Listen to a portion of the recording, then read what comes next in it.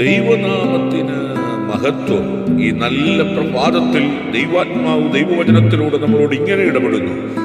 2 ദിനവൃത്താന്തം 6-ാം അധ്യായം അതിന്റെ 39-ാമത്തെ വാക്യം. നീ നിന്റെ വാസസ്ഥലമായ സ്വർഗത്തിൽ നിന്ന് അവരുടെ പ്രാർത്ഥനയും യാചനകളും കേട്ട് അവർക്ക് ന്യായം പാലിച്ചു കൊടുത്ത് നിന്നോട് പാപം ചെയ്ത നിന്റെ ജനത്തോട് ക്ഷമിക്കണമേ.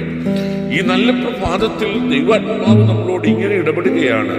നമ്മുടെ പ്രാർത്ഥനകളും യാചനകളും കേൾക്കുന്ന ദൈവം നമുക്ക് വേണ്ടി ന്യായം പാലിച്ചു തരുവാൻ തക്കവണ്ണം വിശ്വസ്തനായ ദൈവമാകുന്നു എന്നുള്ള തിരിച്ചറിവ് ഈ പകൽ നമുക്ക് ഉണ്ടാകേണ്ടതാണ്. മാത്രമല്ല, ദൈവത്തോട് പാപം ചെയ്ത അനുഭവങ്ങളെ തിരിച്ചറിഞ്ഞ് ദൈവീക ക്ഷമയ്ക്കായി കാത്തിരുന്ന് വിടുതലുകൾ പ്രാപിച്ച് ദൈവശക്തിയോടെ മുന്നേറുവാൻ കർത്താവ് നമ്മെ സഹായിക്കേണ്ടതിനായി വളരെ പ്രാർത്ഥനയോടെ ഈ പകൽക്കാലം നമുക്ക് ദൈവസന്നിധിയിൽ അടുത്തു വരുവാനിടയായി തീരട്ടെ.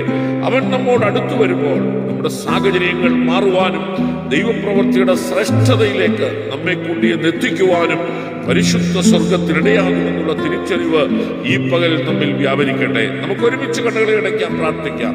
പരിശുദ്ധ പിതാവേ, ശബ്ദം കേൾക്കുന്ന ഓരോ പ്രിയപ്പെട്ടവരെയും നിന്റെ ദാസൻ അനുഗ്രഹിച്ചു പ്രാർത്ഥിക്കുന്നു. ഈ പകൽ അനുഗ്രഹമാക്കി തീർക്കണം, യേശുവിന്റെ നാമത്തിൽ തന്നെ. ആമേൻ, ആമേൻ, ആമേൻ.